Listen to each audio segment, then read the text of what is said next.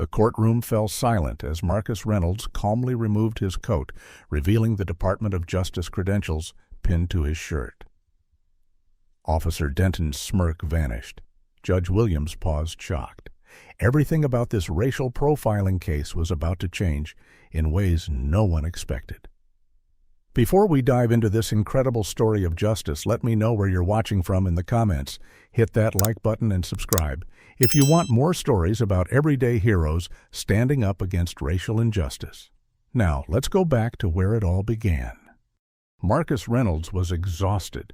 The 38-year-old black attorney had just spent 14 hours finalizing documents for a major federal case, and all he wanted was to get home to his apartment in downtown Atlanta, shower, and collapse into bed.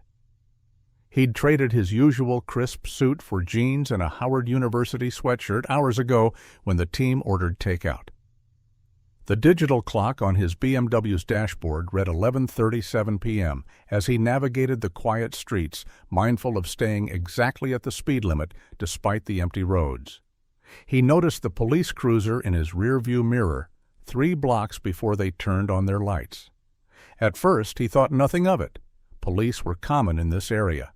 But when the cruiser stayed behind him through 4 turns, a familiar knot formed in his stomach. Years of living as a black man in America had taught him to recognize when he was being followed. The blue and red lights finally flashed behind him as he approached an intersection. Marcus signaled, pulled over smoothly, and placed both hands visibly on the steering wheel, motions that had become automatic over the years. Through his side mirror, he watched Officers Bradley Denton and Thomas Keller exit their vehicle. Both white men moved with a swagger that made Marcus's jaw tighten. Officer Denton approached the driver's side, while Officer Keller hung back slightly, hand resting near his holstered weapon. "License and registration," Officer Denton demanded without preamble, his flashlight beam shining directly into Marcus's eyes. "May I ask why I'm being pulled over, officer?" Marcus asked calmly, maintaining eye contact despite the blinding light. "You were driving erratically," Officer Denton replied, his tone flat. Marcus knew this was false. He had been driving carefully, following all traffic laws. "With all due respect, officer, I wasn't driving erratically. I maintained the speed limit and used my turn signals at every intersection." The officer's expression hardened. "License and registration, now." The command came with unmistakable disdain. Marcus nodded slowly, maintaining his composure. "I'm going to reach for my wallet in my back pocket, and my registration is in the glove compartment," he explained, moving with deliberate slowness. As he handed over his license and registration, Officer Denton barely glanced at them before saying, "Step out of the vehicle, sir." "May I ask why I've provided my documentation as requested?" Marcus responded, his legal mind immediately questioning the lawfulness of the order. "I said step out of the vehicle." Officer Denton repeated, his hand now resting on his weapon. Officer Keller had moved closer, his stance wide and intimidating. Marcus complied, opening the door slowly and stepping out onto the asphalt. "Turn around and place your hands on the vehicle," Officer Keller instructed sharply. "Officer, I'd like to know what I'm being detained for," Marcus insisted, still maintaining a respectful tone despite his growing concern. "That's it. Hands behind your back," Officer Denton snapped, grabbing Marcus's arm and roughly spinning him around. Before Marcus could process what was happening, cold metal handcuffs bit into his wrists, tightened with unnecessary force. "This is unnecessary and unlawful," Marcus stated firmly. "I have the right to know why I'm being detained." "You're interfering with a police investigation." Officer Keller responded, a hint of satisfaction in his voice. "That's resisting arrest." Marcus remained silent now, recognizing the dangerous territory. He watched as Officer Denton began searching his car without consent or probable cause, pulling open the glove compartment and rifling through his belongings. "Look what we have here," Officer Denton announced, pulling out Marcus's briefcase from the passenger seat. "What's in the fancy briefcase, big shot?" "Legal documents." "I'm an attorney," Marcus replied evenly. Both officers exchanged glances, then laughed. "Yeah, right," Officer Keller scoffed. "And I'm the district attorney." While Officer Keller kept Marcus distracted with mocking questions about his legal career, Officer Denton continued searching the vehicle. Marcus caught a glimpse of the officer's hand moving suspiciously near the center console. Moments later, Denton emerged with a small plastic bag containing white powder. Well, what do we have here?" Denton held up the bag with a triumphant smile. "That's not mine," Marcus stated firmly, his heart racing despite his outward calm. "It was certainly not in my car when I was driving." "They all say that." Officer Keller laughed, tightening his grip on Marcus's arm. "Looks like we got ourselves a drug dealer playing dress-up as a lawyer." From the apartment building across the street, several residents had gathered on their balconies. Marcus noticed the faint glow of cell phone screens. At least some of this encounter was being recorded. That knowledge provided small comfort as he was roughly guided toward the police cruiser. "Marcus Reynolds, you're under arrest for possession of narcotics with intent to distribute and resisting arrest."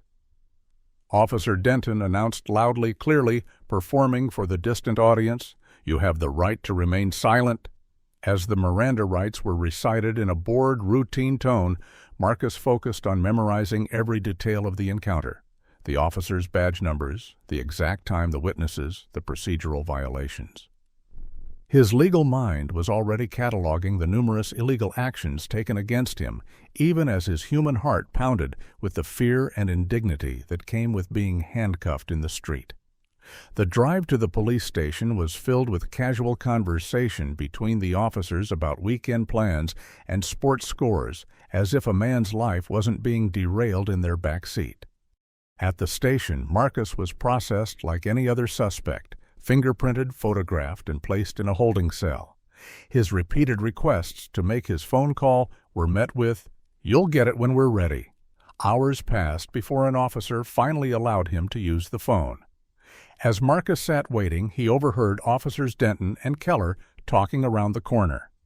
"Another drug dealer off the streets," Denton was saying, pride evident in his voice, "and this one thought pretending to be a lawyer would help him."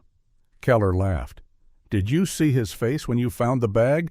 These guys never learn." Marcus closed his eyes briefly, centering himself.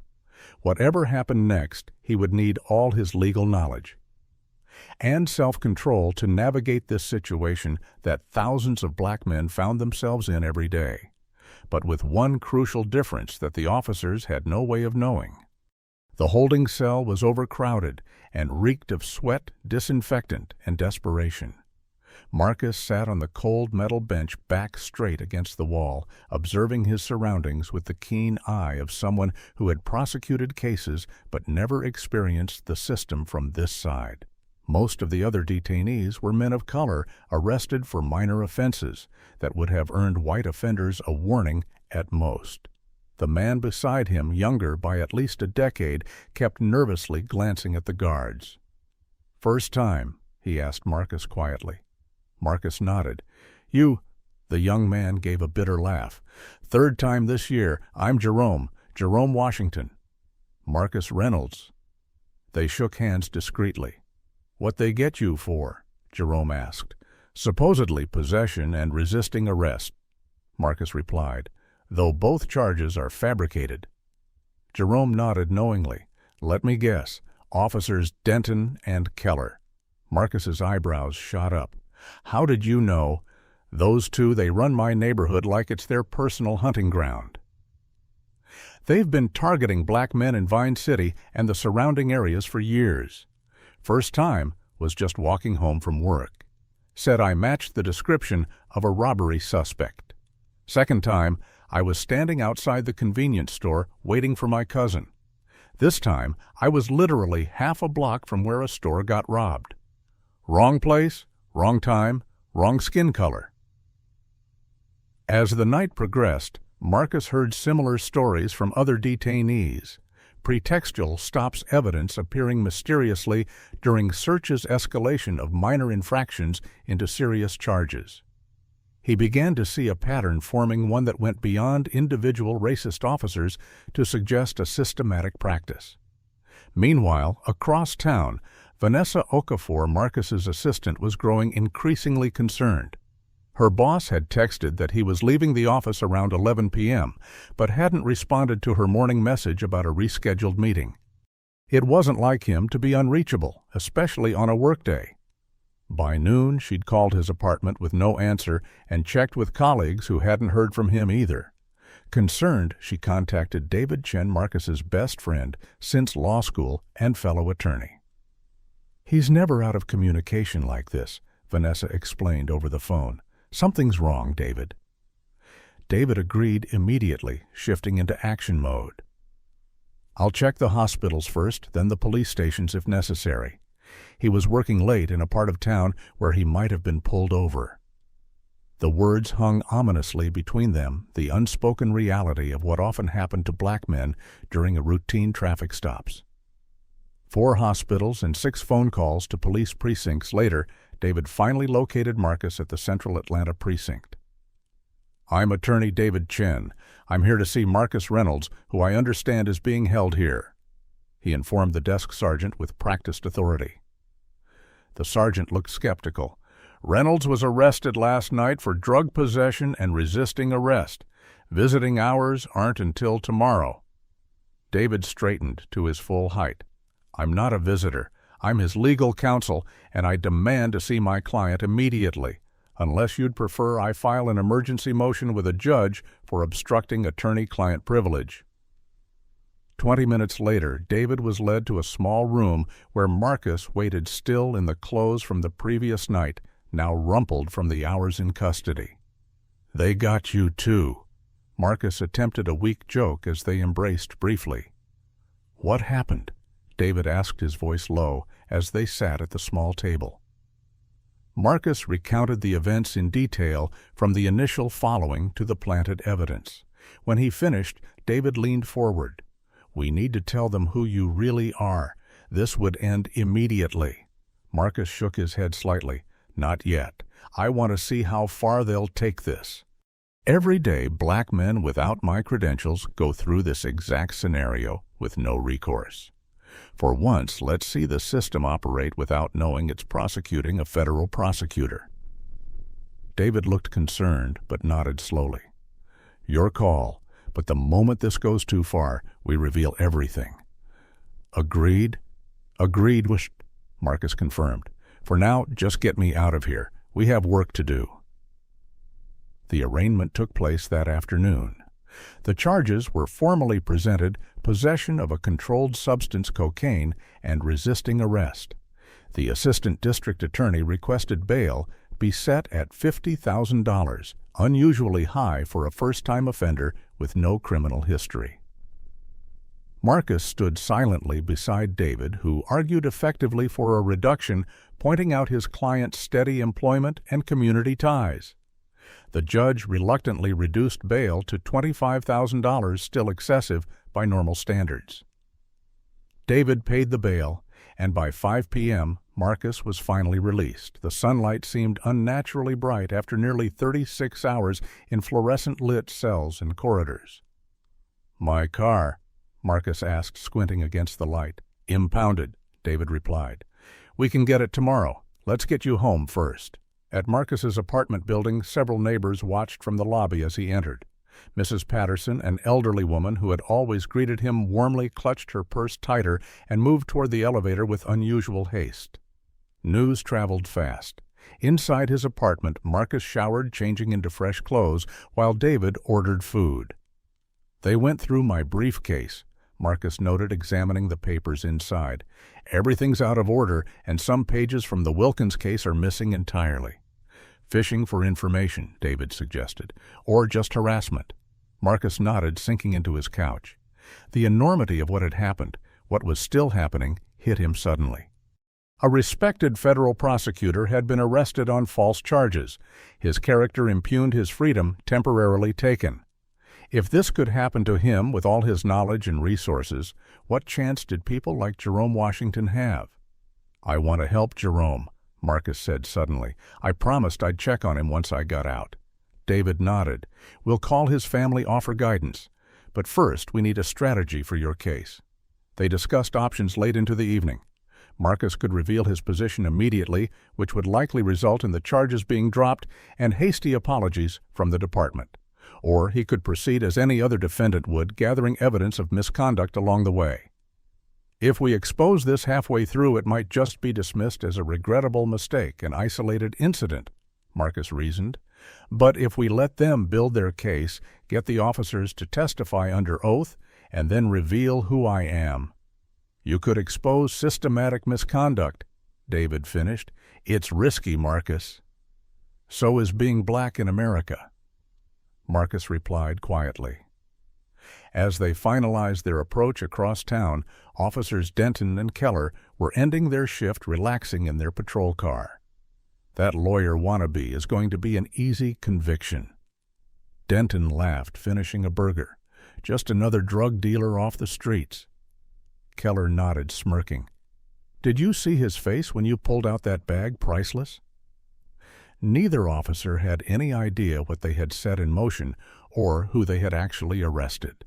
Their confidence would prove to be their undoing. Marcus returned to work at the U.S. Attorney's Office the following Monday, citing a family emergency for his unexpected absence. He kept his arrest quiet, not wanting special treatment or intervention from colleagues who would be justifiably outraged. Instead, he took several personal days to handle his own case, working evenings and weekends with David and paralegal Sofia Rodriguez, whom they'd brought into their confidence. "We need to establish a pattern," Marcus explained in David's office, spreading out documents across the conference table. "Denton and Keller aren't randomly targeting black men. This is systematic." Sofia, a meticulous researcher with a background in criminal justice reform, began digging through public records of arrests made by the two officers over the past 5 years. The results were damning. 85% of their arrests involved black men, she reported, presenting charts showing the stark racial disparity. And look at this geographic clustering. They're particularly active in neighborhoods that are gentrifying, where affluent white residents are moving into historically black areas.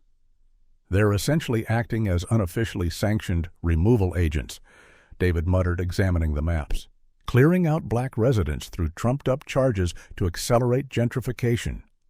Sofia continued her research, eventually uncovering 6 cases with striking similarities to Marcus's.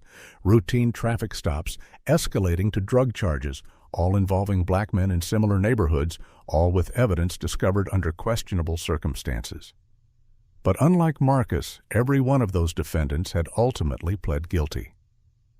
They were facing the full weight of the system, Sofia explained. Public defenders with impossible caseloads, prosecutors pushing for maximum sentences, the officers' testimony treated as gospel. Pleading out seemed like their only option, even if they were innocent. Have you ever wondered what you would do if faced with such blatant injustice? Would you fight a system designed to defeat you, or would you take the easier path of a plea deal? Comment number 1, if you believe more people should stand up against corrupt officers like Denton and Keller, even when the odds seem impossible. Like and subscribe if you want to see justice prevail in this story. Now, what evidence could Marcus gather to expose this systematic misconduct? Marcus decided to reach out to Dr. Alicia Johnson, a criminal justice professor at Georgia State University, who had published several papers on racial profiling in urban police departments. "These patterns align perfectly with what I've been documenting for years," Dr. Johnson confirmed during their meeting in her office. "This precinct in particular shows statistical anomalies that can't be explained by crime rates alone." She provided Marcus with comprehensive data showing how certain officers consistently targeted black residents at rates far exceeding statistical norms. "The question is whether anyone will care," she added grimly. "These numbers have been available for years." Marcus was determined to make people care. He anonymously contacted witnesses from the night of his arrest, explaining that he was building a case against police misconduct. 3 agreed to testify. An elderly man who had been walking his dog, a college student returning from a late study session, and Tanya Wilson, a nurse who had been on her balcony and had recorded the entire encounter on her phone. Tanya's video was particularly valuable.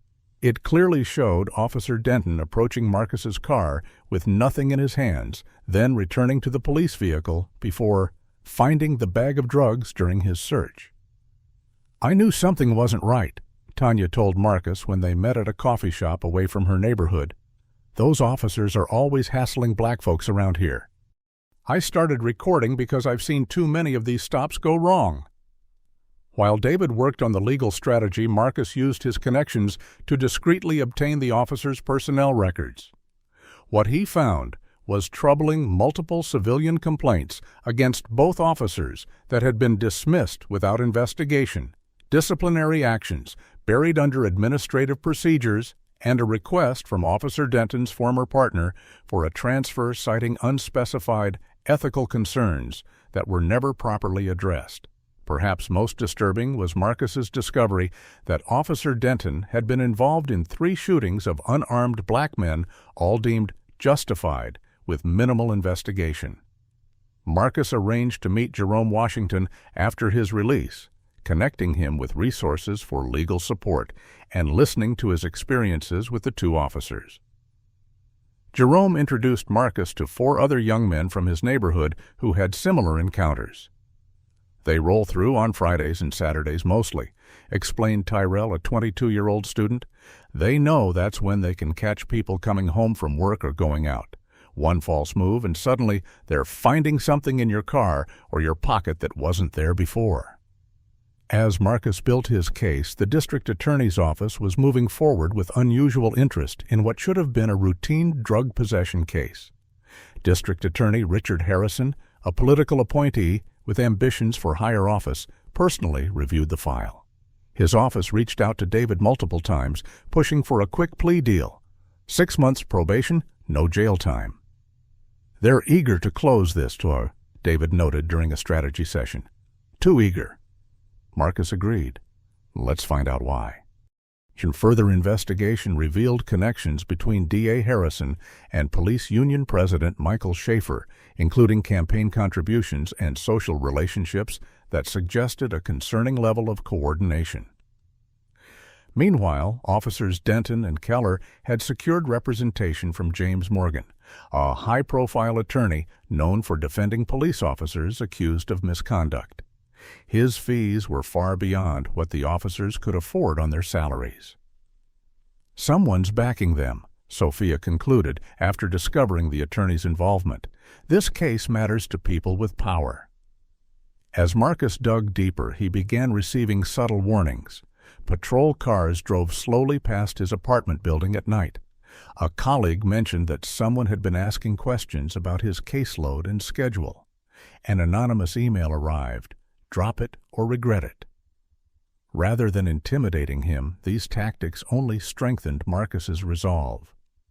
When the prosecution offered a final plea deal, community service, and a clean record after 1 year, Marcus instructed David to reject it and request a trial date.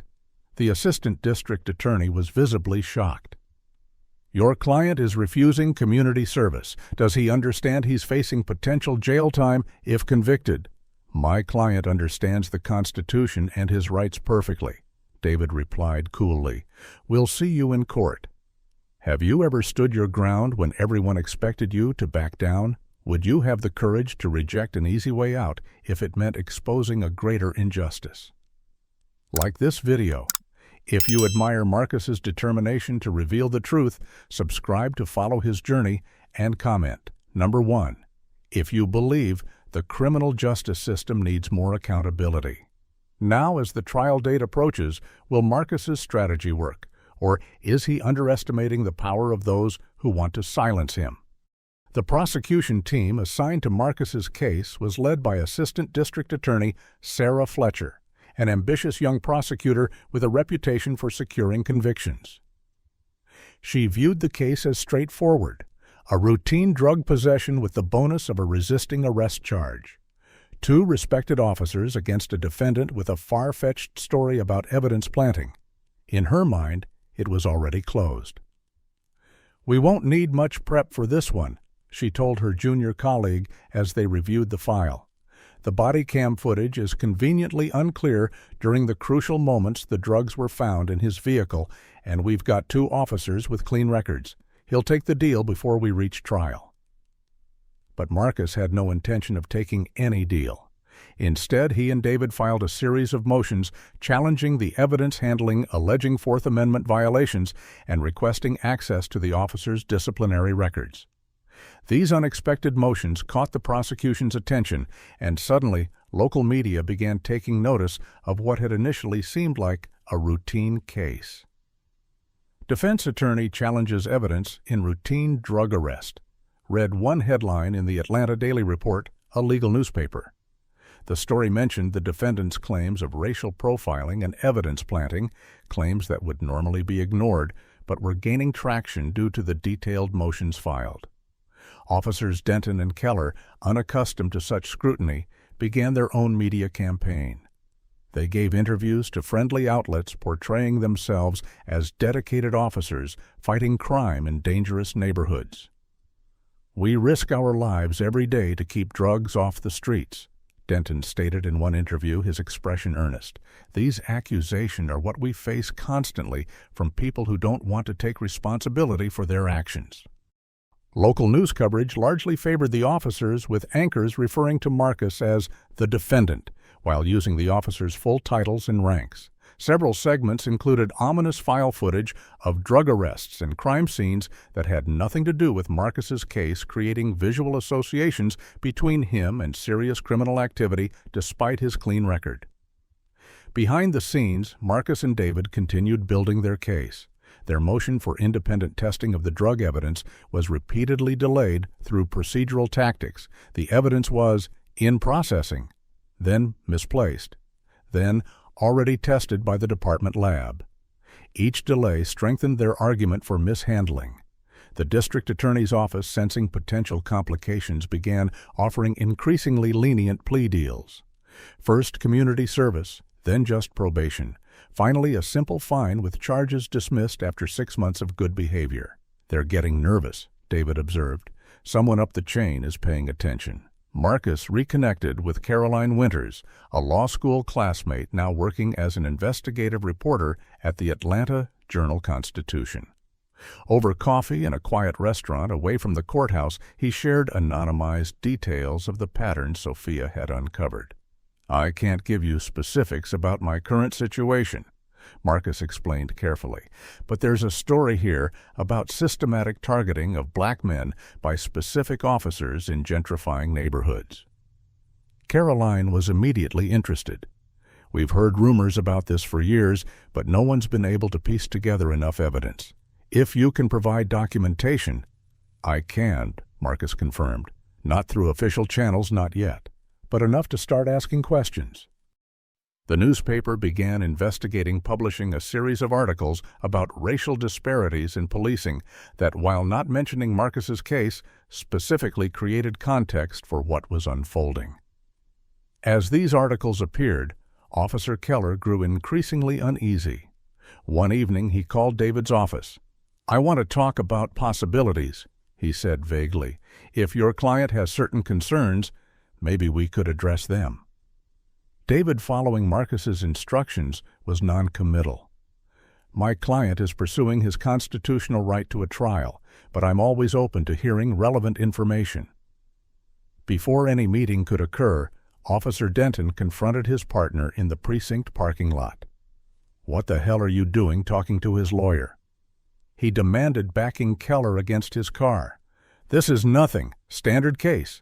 We stick together, tell the same story we always do, and this goes away." Keller nodded, reluctantly, intimidated by his partner's intensity. "Yeah, sure. I just thought—" "Don't think," Denton cut him off. "We've done this dozens of times. No one cares about some drug dealer crying racism." As the trial approached, Marcus secured expert testimony from Dr. Johnson about racial profiling patterns and a forensic specialist who would question the evidence handling procedures. These experts would lend crucial credibility to his claims. Judge William Sanders was assigned to the case, a development that initially concerned Marcus. The judge was known for his pro-law enforcement stance and had rarely ruled against officers in similar cases. "He's former law enforcement himself," David explained during a strategy session. "Spent 20 years as a beat cop before law school. He believes in the thin blue line." Marcus filed a motion questioning the judge's impartiality, citing his history of rulings in police misconduct cases and personal connections to the police union. As expected, Judge Sanders denied the motion, but it accomplished Marcus's real goal, creating a public record of potential bias that could later support an appeal if necessary. The motion also ensured that Sanders would be conscious of appearing fair throughout the proceedings. Support for Marcus began growing in the community as word spread about his case. Civil rights organizations that had documented similar patterns of police behavior took interest. The Atlanta NAACP requested a meeting with the district attorney to discuss broader concerns about policing in black neighborhoods. Local church leaders organized a prayer vigil outside the courthouse. These actions didn't directly reference Marcus's case, but created an atmosphere of scrutiny around police practices. At the final pretrial hearing, the prosecution's overconfidence was palpable. ADA Fletcher presented routine motions with the bored efficiency of someone who had done this countless times and already knew the outcome. Judge Sanders granted most of the prosecution's requests while giving David's arguments only cursory attention. "The state is fully prepared to proceed to trial," Fletcher concluded with a satisfied smile. "The evidence is clear and compelling." David rose from his seat. "The defense is equally prepared, Your Honor. We look forward to presenting our case." As the hearing concluded, Marcus maintained his composed exterior, appearing resigned to many observers. But inside, he was meticulously tracking every procedural violation, every dismissal of legitimate defense concerns, every instance of preferential treatment toward the prosecution. The system was operating exactly as it typically did, efficiently processing another black defendant toward conviction with minimal regard for actual justice. But unlike thousands before him, Marcus understood the system intimately and was prepared to use that knowledge when the moment was right. The stage was set for a trial that would start as a seemingly routine drug case and end as something none of the participants could possibly anticipate. The courtroom was packed on the first day of trial. Community activists, curious law students, and local media filled the public seating area. Officers Denton and Keller sat behind the prosecution table, uniforms pressed and badges gleaming. Marcus sat beside David in a perfectly tailored navy suit, his expression revealing nothing as Judge Sanders entered and court was called to order. "The State of Georgia versus Marcus Reynolds," the bailiff announced. "Case number 24 CR 7856. After preliminary matters were handled, ADA Fletcher rose for her opening statement, striding confidently before the jury. 8 white members, 3 black, 1 Asian. "Ladies and gentlemen," she began, making eye contact with each juror. "This case is straightforward. On November 12th, the defendant was pulled over for erratic driving. During a lawful search of his vehicle, officers Denton and Keller discovered cocaine in his possession. When confronted, the defendant became combative, resulting in the additional charge of resisting arrest." Fletcher paced deliberately, her voice modulating for emphasis. "The defense will try to distract you with claims of racism and misconduct. They'll tell you that these decorated officers planted evidence and targeted the defendant because of his race. These accusations are not only false, but offensive to the brave men and women who protect our community every day." She gestured toward the officers. "You'll hear from Officers Denton and Keller directly. You'll see their exemplary service records, and you'll understand that they were simply doing their jobs that night, keeping drugs off our streets and maintaining public safety." Fletcher's closing remarks were delivered with practiced sincerity. "The evidence will show beyond any reasonable doubt that Marcus Reynolds was in possession of illegal narcotics and resisted lawful arrest. We ask that you follow the evidence and return a verdict of guilty on both counts. Thank you." David's opening was more measured, focusing on procedural irregularities rather than making direct accusations. "The Constitution guarantees every citizen protection against unreasonable search and seizure," he began. "It guarantees due process and equal protection under the law. In this case, you will see how these fundamental rights were violated. You will hear from witnesses who observed the arrest. You will see video evidence that contradicts the officer's account. And you will hear expert testimony about patterns of behavior that raise serious questions about the events of that night." He carefully avoided revealing Marcus's occupation or the full extent of their strategy.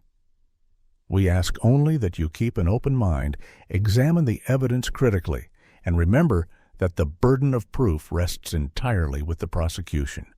Thank you." The prosecution called Officer Denton as their first witness.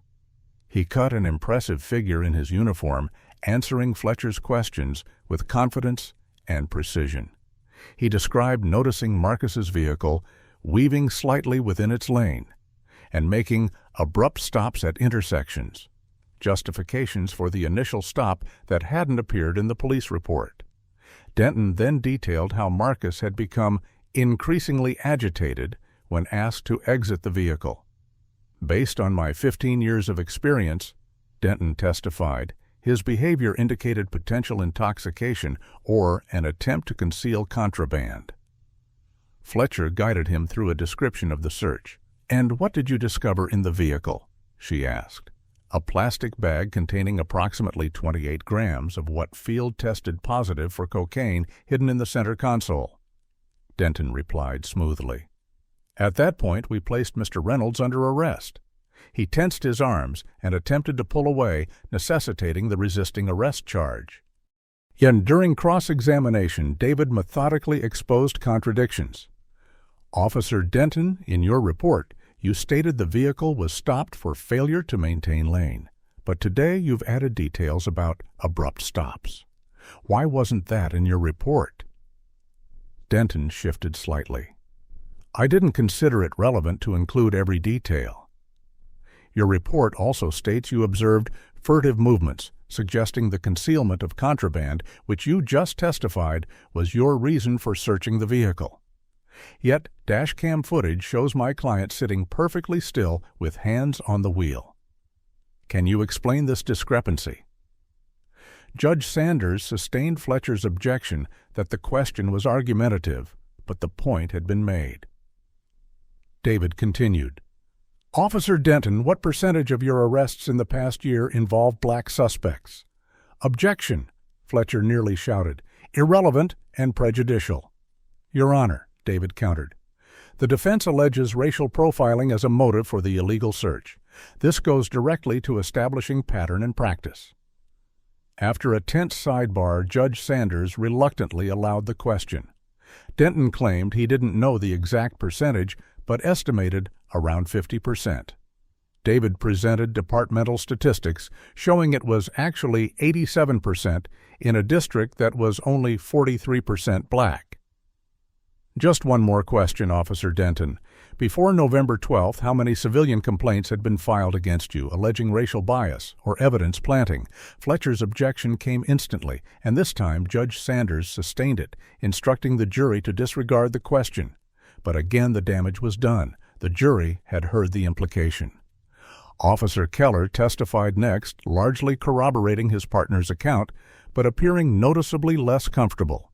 His testimony seemed rehearsed down to using many of the same phrases as Denton.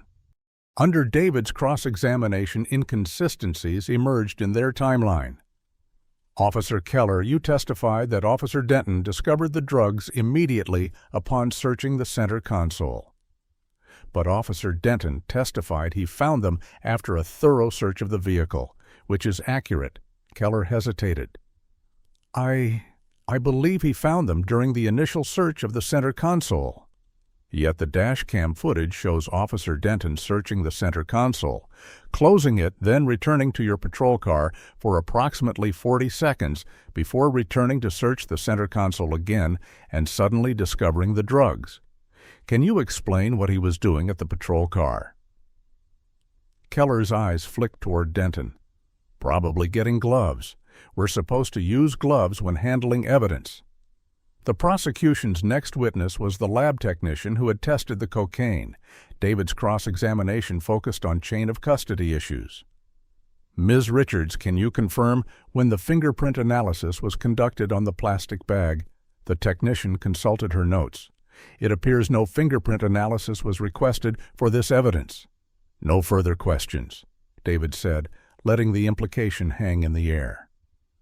Throughout the proceedings, Marcus maintained a calm, attentive demeanor that confused the prosecution team. ADA Fletcher had expected visible anger or nervousness reactions she could highlight for the jury as signs of guilt. Instead, Marcus took notes, occasionally conferring quietly with David and watching the officer's testimony with analytical detachment. When Tanya Wilson took the stand as the defense's first witness, Fletcher's cross-examination was aggressive, attempting to portray her as an anti-police activist with a bias against the officers. Ms. Wilson, isn't it true that you've participated in Black Lives Matter protests in the past? I've attended 2 peaceful demonstrations advocating for police accountability, yes, Tanya replied evenly. And you started recording before the officers even approached Mr. Reynolds' vehicle. Why is that? Because I've seen how these officers operate in our neighborhood, Tanya explained. When I see them pull over a black driver, I've learned it's important to document what happens. When David moved to introduce Tanya's video recording, Fletcher objected vigorously, arguing that the defense hadn't established proper chain of custody for the evidence. This could have been edited or altered in numerous ways, she insisted. Judge Sanders initially appeared inclined to agree, but David argued forcefully about transparency and the jury's right to see all available evidence. Your Honor, the prosecution has presented their version of events. This video simply shows what actually happened from an independent witness's perspective. If we're seeking truth, this evidence is essential. After consideration, Judge Sanders allowed the video with the caveat that the jury should consider potential limitations of the recording. The courtroom fell silent as the video played clearly, showing Officer Denton approaching Marcus's car empty-handed, returning to the patrol car briefly, then discovering the drugs during his second search of the center console. The expressions of several jurors visibly changed as they watched, with one older white woman removing her glasses to look more closely at the screen. As the first day of trial concluded, the prosecution's case appeared weaker than expected. Fletcher huddled with her team concern evident in their expressions. Officers Denton and Keller departed quickly, avoiding reporters waiting outside. Marcus and David exited last, making no comments to the press, other than David's brief statement, "We believe in the justice system and trust the jury will carefully consider all evidence presented." But both men knew they were only at the beginning of their strategy. The most significant moment was yet to come. The second day of trial began with a surprise announcement from David Chen. The defense calls Marcus Reynolds to the stand. A murmur ran through the courtroom. Defendants often avoided testifying to prevent cross-examination. Fletcher sat up straighter, sensing an opportunity. Marcus took the oath and settled into the witness chair, his posture relaxed but dignified. Under David's questioning, he recounted the events of that night in meticulous detail, the careful driving, the officers following him for several blocks, his compliance with all commands despite their increasingly aggressive behavior. "Did you have any illegal substances in your vehicle that night?" David asked. "No, I did not," Marcus replied firmly. "Had you ever seen that bag of cocaine before Officer Denton allegedly found it in your car?" "Never. That bag was not in my vehicle before the officers searched it." "What went through your mind when Officer Denton claimed to find drugs in your car?" "Initially shock, then understanding. I realized I was experiencing what countless other black men have faced, evidence being planted to justify an unlawful stop and search. Marcus's testimony was compelling in its clarity and precision. He described the officers' behavior without anger, presenting facts that contradicted their testimony while maintaining a respectful tone. When ADA Fletcher rose for cross-examination, she approached with the confidence of someone about to dismantle a fabricated story. "Mr. Reynolds, you claim the officers planted evidence in your vehicle. That's a serious accusation against two public servants with spotless records. Do you have any proof beyond your word?" "The video evidence shows Officer Denton approaching my vehicle empty-handed, then returning to the police car before finding the drugs," Marcus replied calmly. "Additionally, no fingerprint testing was conducted on the bag, which would have revealed my fingerprints were not present." Fletcher changed tactics. "You stated you're an attorney. Where do you practice law?" "I am an attorney, yes." Marcus's answer was truthful but deliberately vague. Fletcher's eyes narrowed at the nonspecific response. "What kind of law do you practice, Mr. Reynolds? Where is your office located?" "I practice federal law primarily." Again, technically true without revealing his full position. "Isn't it convenient that you claim to be a lawyer, someone familiar with how to challenge police procedures?" Fletcher's tone was openly mocking now. "I am an attorney. That's a matter of public record." Fletcher laughed slightly.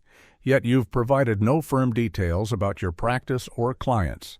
The jury should know that anyone can claim to be anything on the stand." She turned to the jury briefly. "Let's move on. You've suggested these officers targeted you because of your race. Isn't it more likely they stopped you because you were driving erratically, as they testified?" "I was driving carefully, following all traffic laws. The officers followed me for several blocks before finding a pretext to stop me. Their own dash camera shows no traffic violations." The exchange continued, with Fletcher growing increasingly frustrated by Marcus's composed, precise answers. Her final question was delivered with clear exasperation. "Mr. Reynolds, why would two decorated officers risk their careers to plant evidence on a random driver they'd never met before?" "I don't believe it was random," Marcus replied evenly. "As Dr. Johnson will testify, these officers have a documented pattern of disproportionately stopping black drivers in gentrifying neighborhoods. It wasn't about me specifically. It was about who they perceived me to be based on my race and location." As Marcus stepped down, several jurors were taking extensive notes. The defense then called Dr. Sear. Alisha Johnson, who presented compelling statistical evidence about racial disparities in policing within that precinct. Officers Denton and Keller stopped black drivers at a rate 5 times higher than white drivers in the same neighborhoods. She testified, displaying charts and graphs. More significantly, those stops escalate to searches for black drivers at 7 times the rate for white drivers, despite contraband being found at essentially equal rates. Fletcher's cross-examination attempted to undermine Dr. Johnson's methodology, but the professor's academic credentials and rigorous research withstood the challenge. When Fletcher suggested alternative explanations for the disparities, Dr. Johnson calmly dismantled each one with data.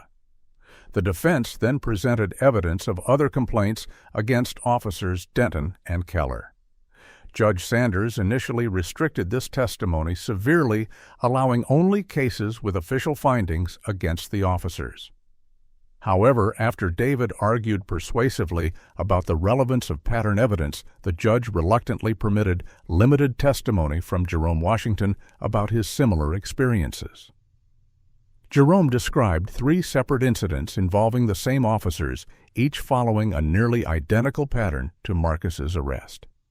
His testimony resonated with several jurors, particularly when he described how the encounters had affected his life: lost job opportunities from missed work, financial strain from legal fees, and persistent anxiety whenever he saw police vehicles.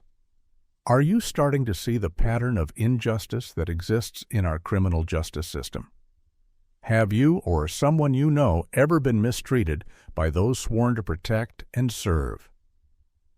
Comment number 1. If you believe police accountability is essential for true justice and like this video, if you're inspired by Marcus's calm determination in the face of corruption, subscribe to see how this compelling story concludes. How will the officers react when their carefully constructed case begins to crumble? The defense's final witness was forensic expert Dr. Eleanor Martinez, who testified about proper evidence handling protocols. The procedures in this case violated standard practices in several ways. She explained. No photographs were taken of the evidence in its original location. No fingerprint analysis was conducted. The chain of custody documentation shows gaps of several hours. These are basic procedural requirements designed to ensure evidence integrity. As the defense witnesses testified, Officers Denton and Keller became visibly uncomfortable. Denton maintained a stony expression, but his jaw muscles tensed repeatedly. Keller kept shifting in his seat occasionally, whispering to their attorney with growing urgency. The prosecution called several rebuttal witnesses, including the precinct captain who defended his officers' records. Officers Denton and Keller are exemplary members of our force, Captain Richards testified. They work in high-crime areas where drug arrests are common. Any racial disparities in their statistics reflect the reality of where they're assigned, not bias in their policing. David's cross-examination was brief but effective. Captain, who determines which neighborhoods these officers patrol? I do, based on departmental priorities. And who sets those priorities? That would be the chief in consultation with the mayor's office and community stakeholders. Thank you. No further questions. The implication was clear.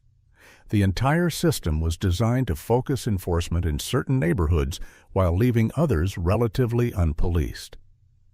Officer Denton was recalled to the stand as the prosecution's final rebuttal witness. His earlier confidence had hardened into defiance. When David questioned him about inconsistencies in his testimony, Denton became openly hostile. "You're twisting my words to defend a drug dealer," he snapped. "I've been doing this job for 15 years. I know what I saw." "What exactly did you see that night, Officer Denton?" David asked calmly. "A black man in an expensive car in a neighborhood where he didn't belong." Denton replied, then immediately seemed to realize his mistake. A ripple of reaction moved through the courtroom. "To clarify, Bao," he added quickly, "I saw indicators of criminal activity based on my training and experience." David leaned forward slightly. "What specific indicators beyond Mr. Reynolds' race and vehicle?" Denton's face flushed. "People like him always claim racism when they get caught. It's easier than admitting guilt." The statement hung in the air, its implications unmistakable. Several jurors straightened in their seats, and Judge Sanders frowned deeply. Even A.D.A. Fletcher winced. David looked at Denton for a long moment before saying, "No further questions, Your Honor." In her closing argument, Fletcher attempted to refocus the jury on the drug evidence, dismissing all testimony about misconduct as irrelevant distractions. The simple fact remains: illegal drugs were found in the defendant's possession. Officers Denton and Keller were doing their jobs, keeping our community safe. Don't let accusations of bias distract you from the evidence before you. David's closing was measured and powerful. This case is about more than a bag of drugs that mysteriously appeared during an improper search. It's about the fundamental protections our Constitution guarantees to every citizen. The evidence shows clear violations of my client's rights, from the pretextual stop to the fabricated evidence. The testimony and video you've seen establish reasonable doubt many times over. He concluded by looking directly at the jury. When law enforcement officers violate their oath and the law they're sworn to uphold, we are all less safe, less free. Today you have the power to say that justice matters more than convenience, that truth matters more than an easy conviction. We trust you to make the right decision. As Judge Sanders instructed the jury on the law and sent them to deliberate, a tension-filled silence fell over the courtroom. Marcus sat quietly beside David, outwardly calm, but inwardly preparing for what would come next. Whatever the jury decided, the most significant moment of the trial was about to unfold. The jury had been deliberating for just over 2 hours when Marcus leaned over to David. "It's time," he whispered. David nodded, rising to address Judge Sanders. "Your Honor, before the jury returns, my client wishes to address the court regarding a matter of legal importance." Judge Sanders frowned clearly, annoyed by the interruption of court procedure. "Mr. Chen, this is highly irregular. The jury is deliberating." "I understand, Your Honor, but this matter directly impacts these proceedings and cannot wait. It relates to Mr. Reynolds' official capacity and ongoing federal investigations." The judge's frown deepened, but curiosity flickered in his eyes. "Approach the bench." David and ADA Fletcher moved forward for a sidebar conversation. After a brief, intense discussion, Judge Sanders looked surprised, then concerned. He instructed the bailiff to inform the jury to pause deliberations and return to the courtroom. As the jury filed back in confusion evident on their faces, Marcus stood.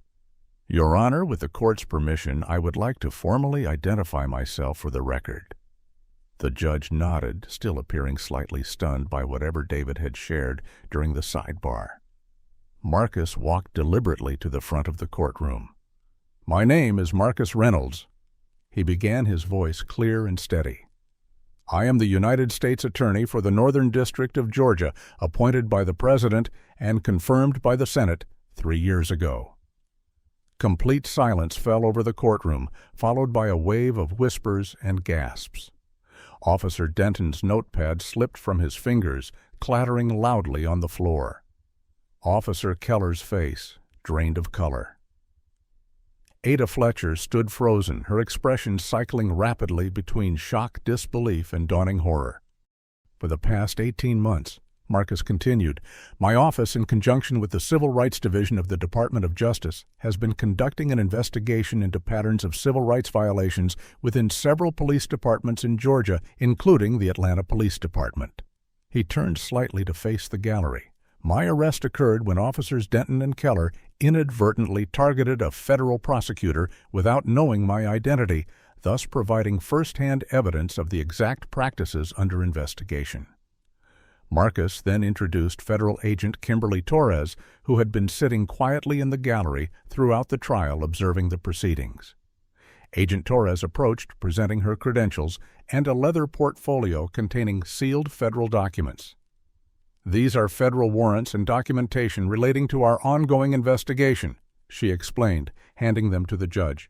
They were prepared before this incident, but have been updated to include evidence from these proceedings. Judge Sanders, visibly shaken, called an immediate 30-minute recess to review the documents in his chambers. As he exited, the courtroom erupted in chaos. Reporters rushed from the room to file breaking stories. Spectators buzzed with excited conversation. Officers Denton and Keller huddled with their attorney, James Morgan, whose expression grew increasingly grim as they spoke. Denton suddenly stood moving toward the exit, but 2 plainclothes individuals, clearly federal agents, stepped forward, blocking his path. "Please remain in the courthouse, Officer Denton," one said quietly. "We'll need to speak with you shortly." Morgan quickly pulled his client back to their seats, now visibly distancing himself from the officers. "I had no knowledge of any pattern of misconduct," he announced loudly enough for nearby reporters to hear. "I was retained to represent these officers in what I believed was a routine case." District Attorney Richard Harrison burst into the courtroom, aides trailing behind him. His face was flushed with anger as he confronted ADA Fletcher. "What the hell is happening in my courthouse?" he demanded. Fletcher could only shake her head, still processing the revelation herself. Harrison's eyes darted around the room, landing on Marcus, who met his gaze steadily. Recognition and understanding dawned on the DA's face, followed by calculated political survival instincts. He immediately began crafting a statement to waiting reporters about his office's full cooperation with federal authorities and zero tolerance for misconduct. When court resumed, Judge Sanders returned looking grave. In light of the information presented and my review of the federal documentation, all charges against Marcus Reynolds are hereby dismissed with prejudice. He paused, adjusting his glasses.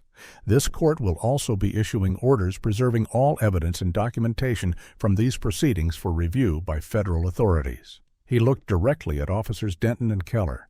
The testimony provided in this court appears to contain multiple instances of potential perjury, which will be referred to the appropriate authorities for investigation. The jury, who had watched this stunning turn of events with expressions ranging from shock to vindication, were thanked for their service and dismissed. Several lingered, approaching Marcus afterward to express their support. "We were heading toward acquittal anyway," one older woman confided. "That video was damning."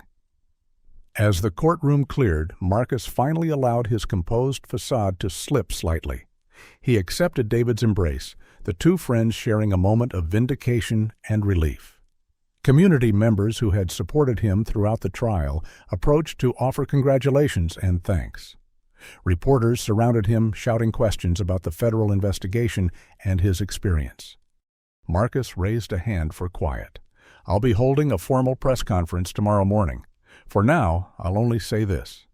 What happened to me happens to black citizens across this country every day. The difference is they don't have the resources or platform I do. Their voices often go unheard, their rights violated without consequence. Today marks the beginning of accountability, not the end." As Marcus left the courthouse, the scene outside was chaotic. News vans lined the street, reporters delivered breathless live updates, and a crowd had gathered, many holding hastily made signs supporting justice reform. Among them, Marcus spotted Jerome Washington and the other young men who had shared their stories. He made his way over to them. "Thank you," he said simply. "Your courage in coming forward made this possible." Jerome shook his head. "No, thank you for putting yourself on the line when you could have ended this on day one. Nobody with your power ever stands with people like us." In that moment, standing on the courthouse steps, surrounded by community members whose lives had been affected by the same injustice he had experienced, Marcus understood that his decision to see the case through had already begun creating the change he had hoped for. The system that had operated in shadows was now exposed to the harsh light of public scrutiny, and accountability that had seemed impossible was suddenly inevitable. The press conference the following morning drew national media attention. The grand marble steps of the federal courthouse provided a dramatic backdrop as Marcus stood before a forest of microphones, Agent Torres and a team from the Department of Justice beside him. Camera shutters clicked rapidly as he began speaking. "Yesterday, many of you witnessed an unusual conclusion to what appeared to be a routine drug possession trial. Today, I stand before you not as a defendant, but in my official capacity as United States Attorney for the Northern District of Georgia to announce the findings of an 18-month investigation into systematic civil rights violations affecting hundreds of black citizens in our community." Marcus presented the evidence methodically. Statistical analyses showing racial disparities in stop searches and arrests. Testimony from dozens of victims. Documentation of procedural violations and evidence tampering.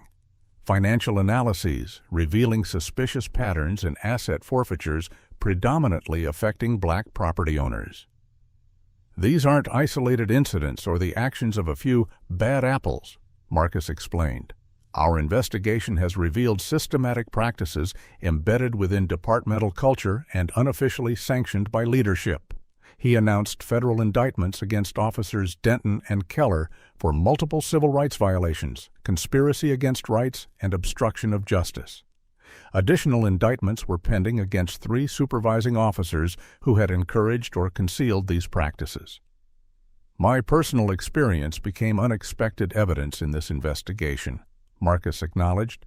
While I would never have chosen to be handcuffed and detained on false charges, the experience provided irrefutable first-hand proof of practices that have been denied for decades.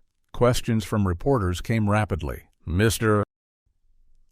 Reynolds, why didn't you identify yourself when you were arrested? Thousands of black men face this situation without the protection of a title, Marcus replied. I wanted the system to function as it normally would, to see if justice was possible for a black defendant without special treatment. The answer, as we saw, is deeply concerning.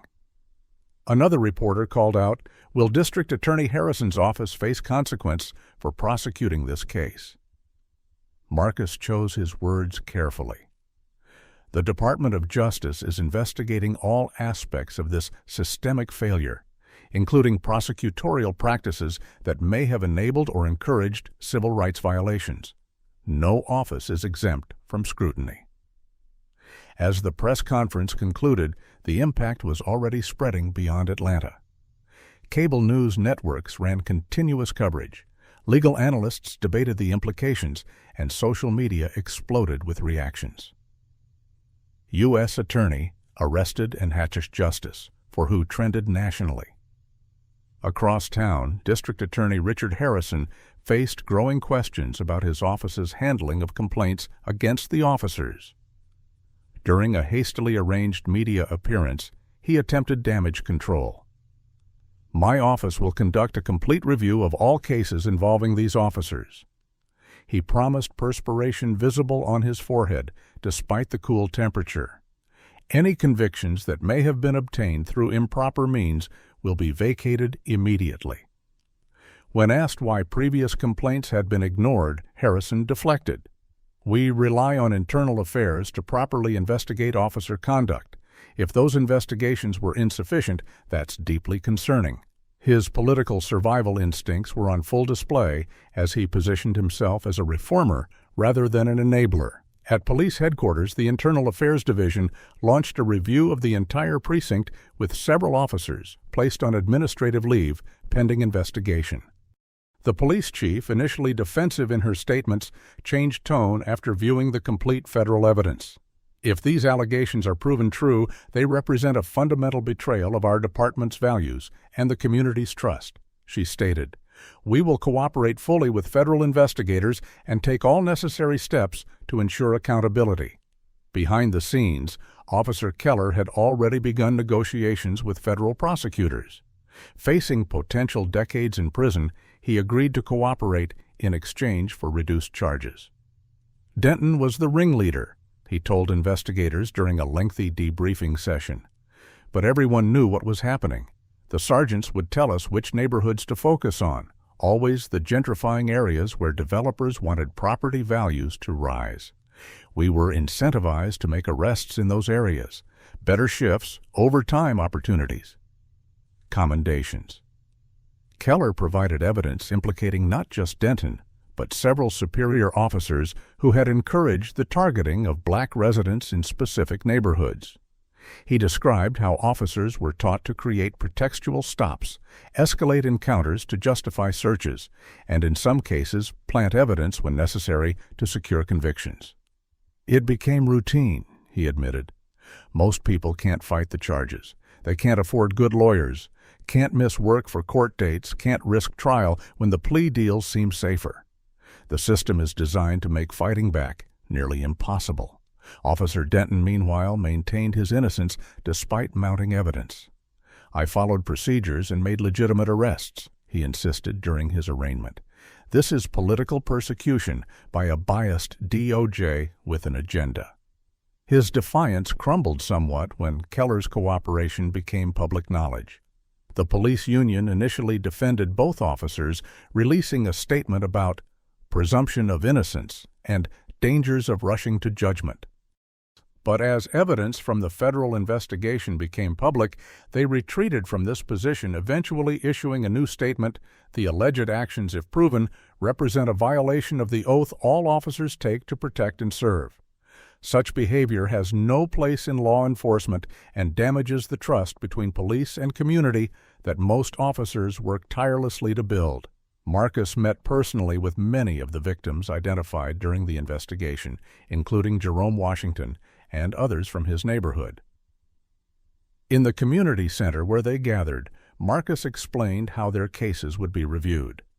"The process won't be quick," he cautioned, "but we will examine every case connected to these officers and this precinct. Where we find misconduct, we'll work to vacate convictions and expunge records." For many, it was the first time they felt their experiences were truly believed by someone with the power to help. "I thought I was alone," one young woman said, tears streaming down her face. "I thought it was just me they did this to, that maybe I really did something wrong without realizing it." Her case, a drug possession charge after a traffic stop, mirrored dozens of others with the same officers, same locations, same questionable evidence handling.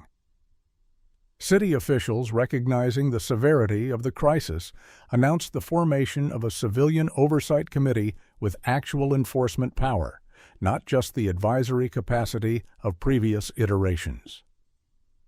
Community leaders, legal experts, and former law enforcement officials were appointed to develop new policies and review citizen complaints. Marcus worked with Dr. Johnson to develop new training programs for the department focusing on constitutional rights, implicit bias, recognition, and community-centered policing. "Reform isn't about punishing police," Marcus explained during a community forum. "It's about ensuring that law enforcement serves its true purpose, protecting all citizens equally under the law." As word of the investigation spread, Marcus began receiving both praise and death threats. Federal marshals provided temporary security at his home after several concerning incidents. Despite the personal risk, Marcus remained committed to seeing the process through. "Fear is what allows injustice to flourish," he told David during a rare quiet moment between them. "If I back down now, what message does that send to everyone else fighting these battles without my resources or platform?" National media coverage of the case drew attention to similar patterns in other cities, prompting calls for comparable investigations across the country. Civil rights organizations began compiling data and testimony, preparing for potential legal actions elsewhere. The Justice Department, recognizing the potential precedent, expanded its investigation to 3 additional police departments in the state where similar patterns had been reported. What had begun as one man's wrongful arrest was evolving into a nationwide reckoning with long-standing practices that had devastated countless lives and communities.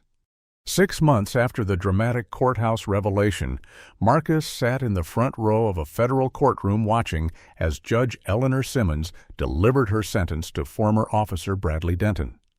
The trial had been swift but thorough, with overwhelming evidence, including testimony from 27 victims, documentation of falsified reports, and damning financial records showing unexplained deposits coinciding with major drug arrests. "The court sentences you to 12 years in federal prison," Judge Simmons declared, her voice stern. "Your actions represent the most severe betrayal of public trust, using the power of your badge not to protect citizens, but to terrorize them, not to uphold the law, but to corrupt it for your own purposes." Denton stood rigid, his former confidence replaced by stunned disbelief as federal marshals led him away. 2 weeks later, former officer Thomas Keller received 5 years with the possibility of parole, a reduced sentence reflecting his cooperation with investigators. His testimony had proven crucial in unraveling the broader conspiracy within the department. District Attorney Richard Harrison, facing mounting evidence of his office's complicity in prosecutorial misconduct, had resigned rather than face potential disbarment. 3 assistant district attorneys who had directly participated in suppressing evidence or pressuring defendants into unjustified plea deals were under investigation by the State Bar Association. The ripple effects continued spreading.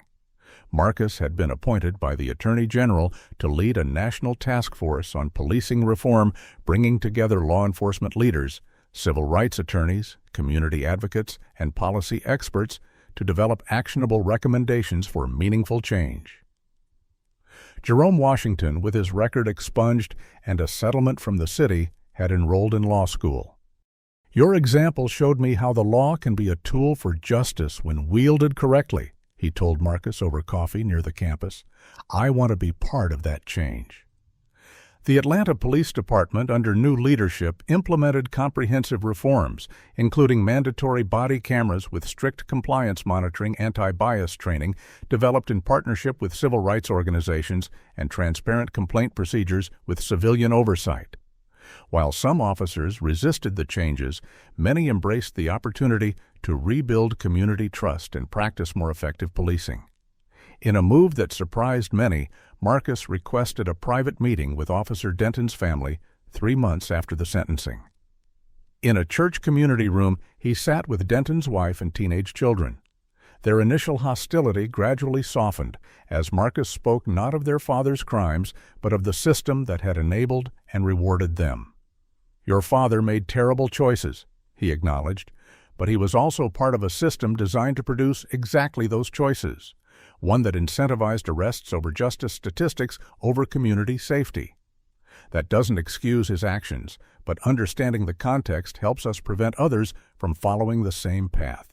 By the end of the meeting, Denton's son had asked what he could do to help heal the damage.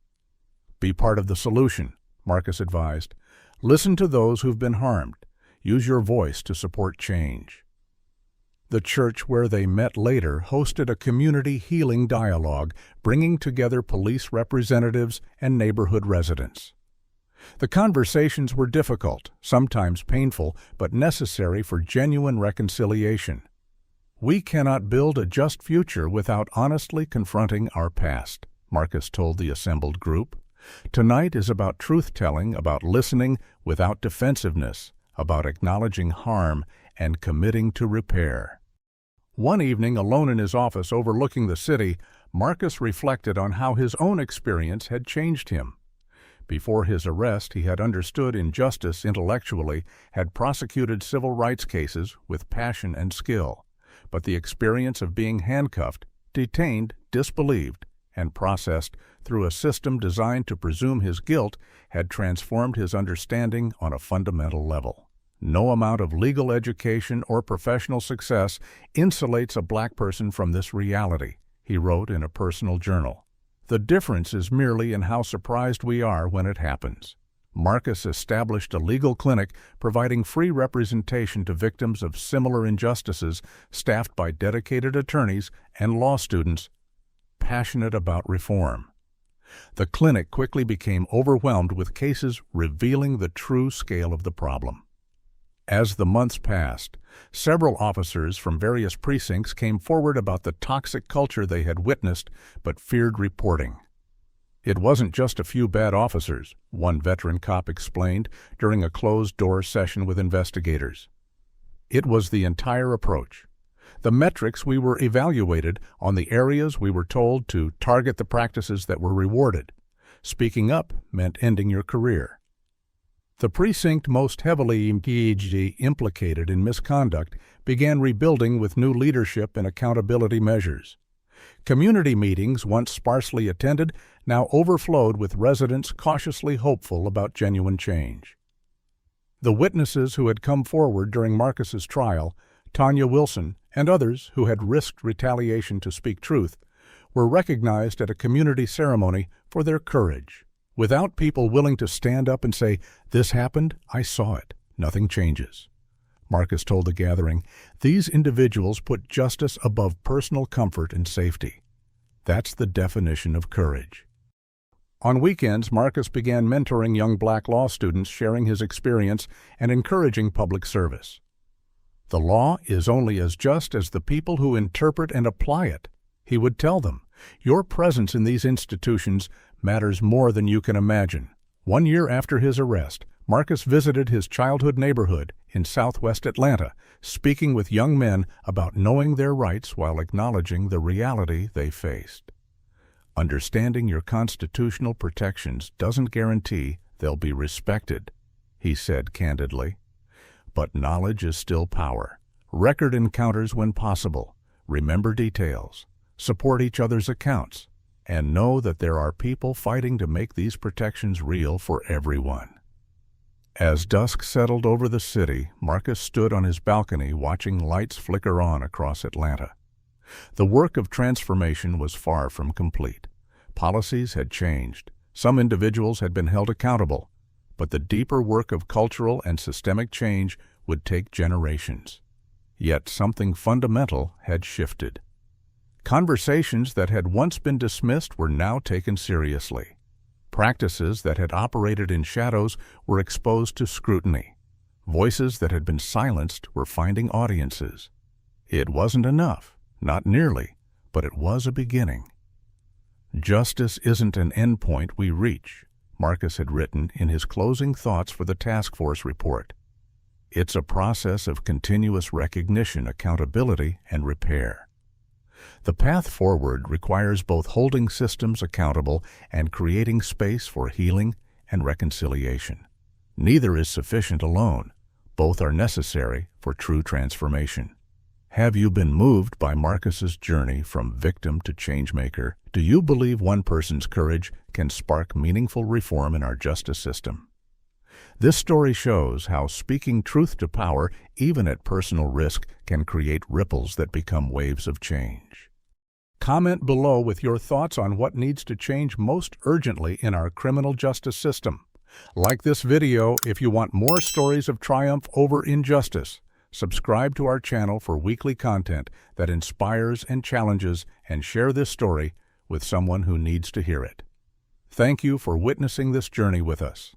And remember, in the words of Marcus Reynolds, justice requires both courage and persistence. Neither is easy, but both are necessary.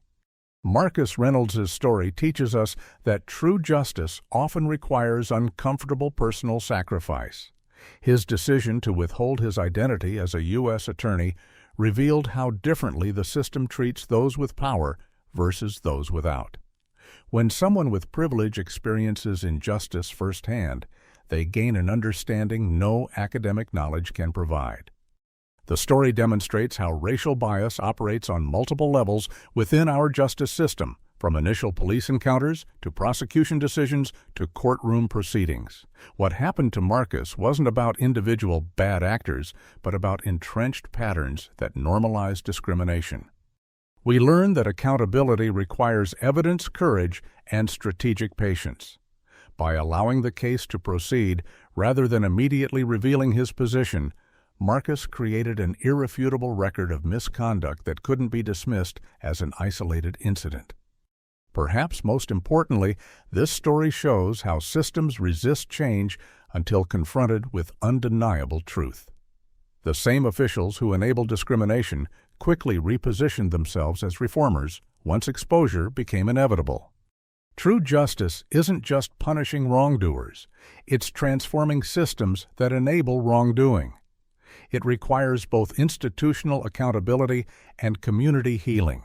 Change happens not through single dramatic moments, but through the patient, determined efforts of those willing to stand for truth, even when personal cost is high. Has this story changed your perspective on racial profiling and the justice system? What moment resonated with you most deeply? Marcus's initial arrest, his decision to withhold his identity, or the moment of revelation in the courtroom? Comment below and share your thoughts. If you've ever witnessed or experienced injustice, how did you respond? Did you speak up or stay silent? This community is a safe space to share your experiences. Hit that like button if you believe in the power of one person to create meaningful change. Subscribe to our channel for more powerful stories of justice, courage, and transformation that don't make headlines but change lives. Share this video with someone who needs to understand the reality of racial bias in our justice system. Sometimes the most powerful education comes through stories. Thank you for joining us in these difficult but necessary conversations. May we all find the courage to stand for justice in our own communities, whether we have a title or not.